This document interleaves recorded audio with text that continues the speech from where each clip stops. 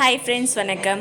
இன்றைக்கி நம்ம சேனலில் பச்சை பட்டாணி குழம்பு தாங்க செய்ய போகிறோம். அது வந்து பச்சை பட்டாணி வந்து ஃப்ரெஷ்ஷாக கிடச்சிது. அதுதான் நான் வந்து வாங்கிட்டு வந்திருக்கேன். பாருங்கள் எவ்வளோ ஃப்ரெஷ்ஷாக இருக்குன்ட்டு.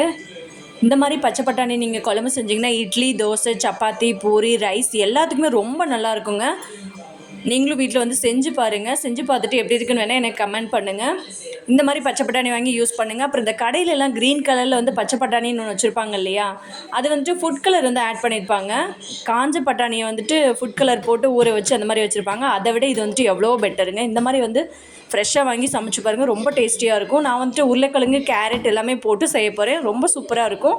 அதுக்கு வந்துட்டு தேங்காய் வந்து நான் வந்து அரைச்சி எடுத்து வச்சுக்கிட்டேன். ஒரு கைப்பிடி அளவுக்கு தேங்காய், அதில் வந்து ஒரு 6 முந்திரி பருப்பு சேர்த்து வந்து அரைச்சி எடுத்துக்கிட்டேன்.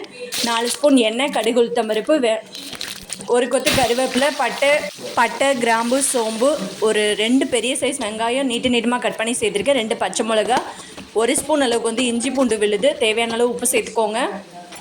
இதெல்லாம் சேர்த்து நல்லா வந்து வதக்கிக்கலாம். நான் வந்துட்டு சின்ன தக்காளினால 2 தக்காளி வந்து கட் பண்ணி சேர்த்துக்கிட்டேன்.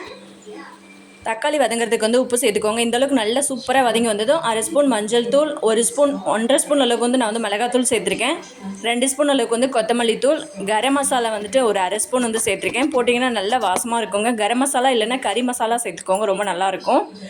இப்போ வந்து கட் பண்ணி வச்சுக்கிற நம்ம காய்கறி எல்லாம் சேர்த்துக்கலாம். உருளைக்கிழங்கு, கேரட்டு, பட்டாணி எல்லாமே சேர்த்துக்கிட்டு நல்லா வந்து மசாலாவில் படுற மாதிரி வந்து நல்லா கிளறி விட்டுறலாங்க. தேவையான அளவு தண்ணி சேர்த்துக்கோங்க. உங்களுக்கு கெட்டியாக வேணும்னா கொஞ்சமாக தண்ணி சேர்த்துக்கோங்க. குழம்பு மாதிரி வேணும்னா கொஞ்சம் சேர்த்துக்கோங்க. எனக்கு வந்து குழம்பு தான் வேணும், அதனால் நான் வந்து 4 டம்ளர் தண்ணி சேர்த்துக்கிட்டேன். இப்போ பாருங்கள், குழம்பு நல்லா கொதிச்சிருச்சு.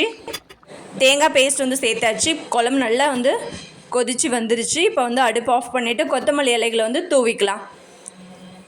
இப்போ அப்படியே எடுத்து சர்வ் பண்ணிடலாம். குழம்பு ரொம்ப டேஸ்ட்டாக இருக்கும். இந்த மாதிரி செஞ்சு பாருங்கள். என்னோடய சேனலை ஃபஸ்ட் டைம் பார்க்குறீங்கன்னா